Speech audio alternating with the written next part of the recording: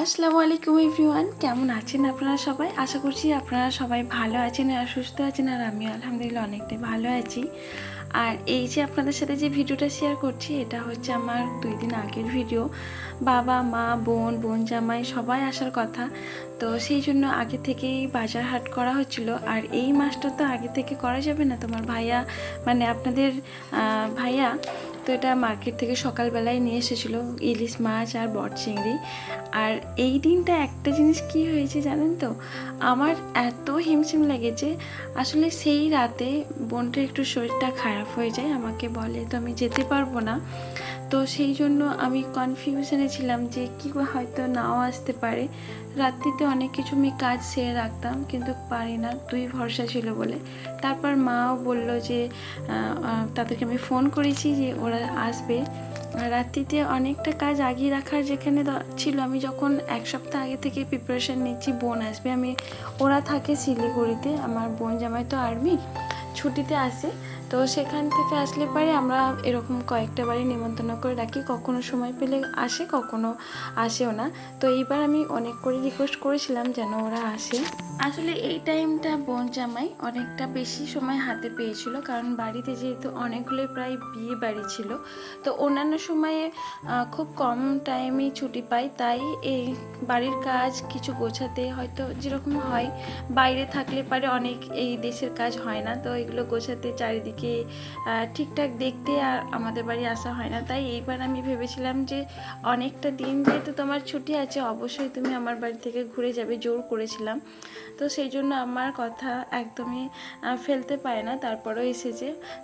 বাড়িতে অনেকটা কাজ বলতে এই সময়টা ছুটি যেরকম বোন জামাইয়ের ছিল, তার সাথে বেশ ভারী কাজও ছিল।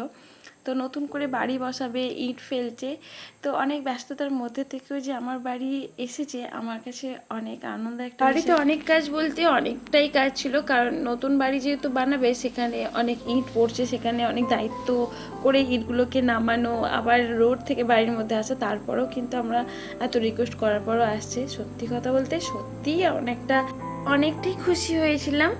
তো সেই জন্য আর এই যে আইটেমগুলো যখন আমি রান্না করেছি, তখন আমি ক্যামেরা সেটিং করতে পারি না, কারণ সকালবেলা থেকেই তো রান্নাটা করেছি, খুব হিমশিম লেগেছে। তো যাই হোক, কমপ্লিট করতে পেরেছি ওনারা আসার পর।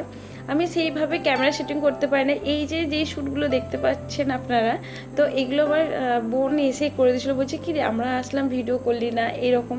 আমি ভাবছি যে ভিডিও করতে গিয়ে হয়তো সময়টা অনেকটা কভার হয়ে যাবে, আমি এগুলো টাইমে তাদের আপ্যায়ন করতে পারবো না।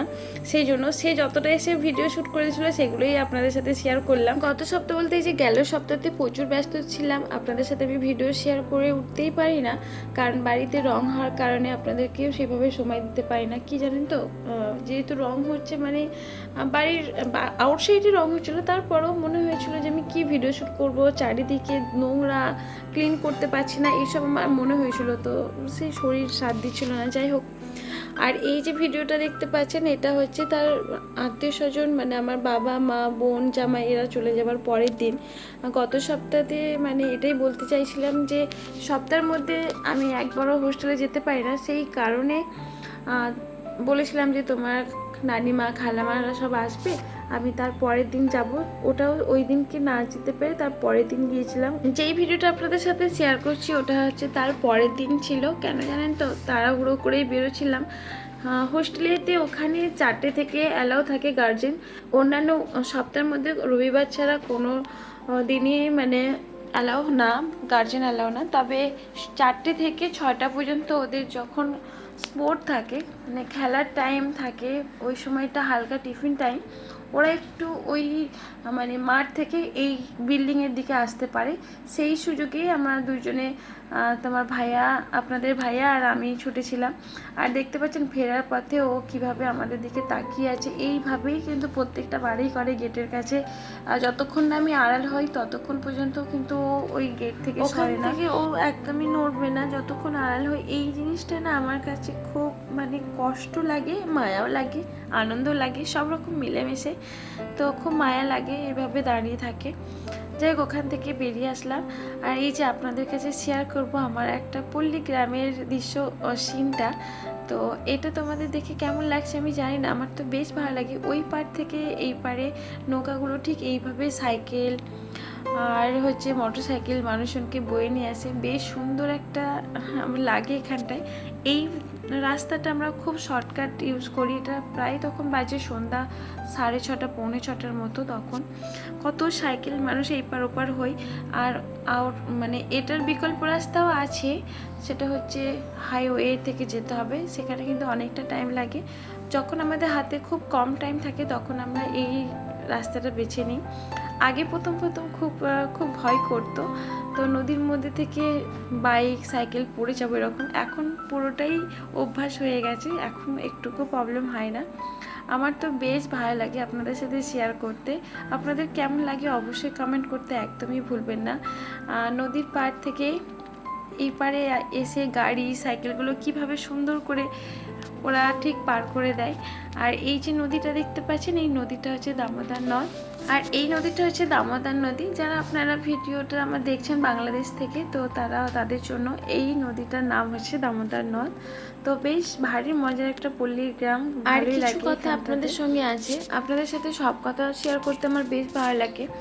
তো আমার নিজস্ব যেটা ইউটিউব নিয়ে বলবো, আপনারা যারা দেখছেন আমার ভিডিওটা তারা অবশ্যই আমার ভিডিওটা শেষ পর্যন্ত দেখুন। আমার হামের রিকোয়েস্ট, আমার যেহেতু মনি চ্যানেল, তোমরা অবশ্যই মানে আপনারা অবশ্যই আমার অ্যাডস ভিডিওটা দেখে দেবেন।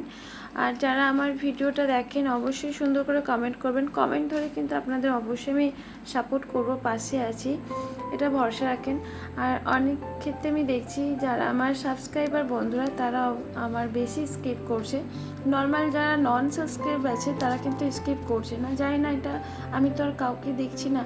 যাই হোক, আপনাদের কাছে একটাই রিকোয়েস্ট করব, এটাই আমার হচ্ছে চাওয়া, যেহেতু আপনারা আমার ইউটিউব ফ্যামিলি, আপনাদের কাছে সব কিছু আমি মান অভিমান করতেই পারি, চাইতেই পারি। আপনারা একটু চেষ্টা করবেন আমার ভিডিওটা ফুল দেখার, স্কিপ না করার, প্লাস অ্যাডস ভিডিওটা দেখে দেওয়ার জন্য। আপনাদের সবার কাছে আমার অনুরোধ রইল, আপনারা পারলে ভিডিওটা শেষ পর্যন্ত দেখে একটি লাইক একটি কমেন্ট করতে একদমই ভুলবেন না। আর আপনাদের একটি লাইক একটি কমেন্ট একটা ইউটিউবারকে ভিডিও বানাতে অনেকটা উৎসাহ জানাই। আর এই ভিডিও বানাতে প্লাস এডিট করতে এতটা সময় নিয়ে আমরা ভিডিওটা করি। যারা আমরা ব্লগ করি, যারা ভিডিও ছাড়ি, যারা আমরা ইউটিউবার, তারাই অবশ্য বুঝতে পারি যে আমাদের মধ্যে কতটা কষ্ট হয়। তো যাই হোক, আপনারা একটু দয়া করে একটি লাইক আর একটি কমেন্ট করবেন। আর আপনাদের যদি অবশ্যই চ্যানেল থাকে, কমেন্ট অনুযায়ী আমি সবার এতে চলে যাওয়ার চেষ্টা করি। তো যাই হোক, যাদেরকে আমি অন্য দিক থেকে টাইম দিই তো সেটা একটা আলাদা বিষয়। আর যারা আমার অনলি ভিডিও দেখে কমেন্ট করে তাদের কিন্তু অবশ্যই সেই কমেন্ট ধরে আমি তাদেরকে সময় দেওয়ার চেষ্টা করি।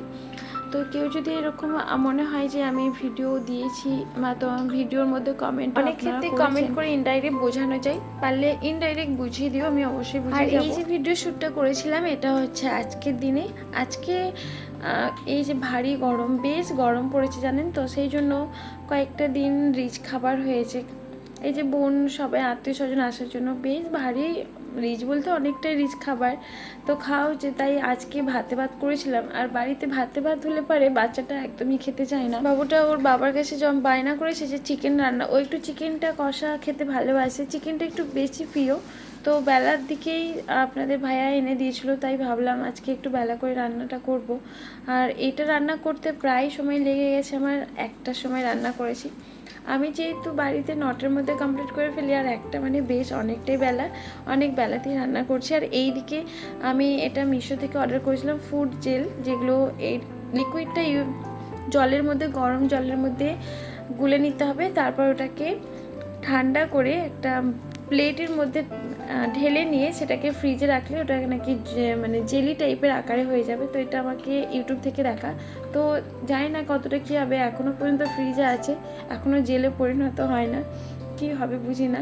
তবে এটা আমি অনেক ক্ষেত্রে দেখেছি আইসক্রিম, বাড়িতে যারা হোমমেড আইসক্রিম তৈরি করে তার মধ্যে দিয়ে মানে ডিটক্স ওয়াটার এইসবের মধ্যে থেকে দিয়ে এই জেলটা তৈরি করে। তো যারা এই বিষয়ে ভিডিও বানাও তারা এই ব্যাপারটা জানবে, কি প্রসেসটা আমি নিজেও বুঝি না, এখনও কিন্তু আমার জেলে আঁকার আসেই না। তো আপনাদের যদি জানা থাকে অবশ্যই আমাকে শেয়ার করতে পারেন। আমি এরকম প্লেটের মধ্যে ঢেলে নিয়েছিলাম, কিন্তু ভেবেছিলাম যে আমি ইউটিউবে দেখেছি যে জেল আকারে পরিণত হয়েছে, কিন্তু এখনও পর্যন্ত সেই জল টাইপের হয়ে আছে। তো শুধু অনলি লিকুইড ছিল, কিভাবে প্রসেসটা করতে হয় তাও বুঝতে পারছি না।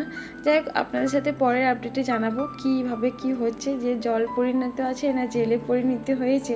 তো যাই হোক, আমার ভিডিওটা এখানেই শেষ করব। আপনাদের ভিডিওটা যদি ভালো লাগলে অবশ্যই একটি লাইক, একটি কমেন্ট করতে একদমই ভুলবেন না। আজকে আমার ভয়েস থেকে হয়তো আপনারা বুঝতে পারছেন আমি ঘুম থেকে উঠেই আমি ভয়েসটা আপনাদের কাছে করছি, হয়তো ভয়েসটা ম্যারম্যার করছে। যাই হোক, আপনারা একটু অ্যাডজাস্ট করে নেবেন। আমার ভিডিওটা তো আপনাদের কেমন লাগে জানি না, যাই হোক ভালো লাগলেও আর ভালো না লাগলেও একটি লাইক করতে একদমই ভুলবেন না। আর দেখতে পাচ্ছেন এটা আমি ডিপ ফ্রিজে রেখেছিলাম। ডিপ ফ্রিজে রাখাটা ঠিক না, নর্মাল ফ্রিজে রাখার পরে আমি নর্মাল ফ্রিজে রেখে দিয়েছিলাম। এইদিকে দিয়েছে কতিলা আর চিয়া সিডের মতো, এটা ভিজে রেখেছে, ওটা ওকে আইসক্রিম করে দিতে হবে। যাই হোক, আমি এখনও করি না, ওটা ফ্রিজে এখনও রাখা আছে, এই ঘুম থেকে যেহেতু উঠেছি। আর এগুলো আগের আত্মীয় স্বজন আসার পরে এখনও তার চিহ্ন আছে, এখনও কাঁচের গ্লাসগুলো ওঠানো হয় না। আজকে ভাবছি উঠিয়ে নেব। আপনাদের কাছে সব কিছু শেয়ার করতে আমার বেশ আনন্দ লাগে, যেহেতু আপনারা আমার ইউটিউব ফ্যামিলি। তো যাই হোক, এখানে ভিডিওটা শেষ করলাম। আপনারা সবাই ভালো থাকবেন, সুস্থ থাকবেন, আবার দেখা হবে কোনো একটা ব্লগে। আল্লাহ হাফেজ।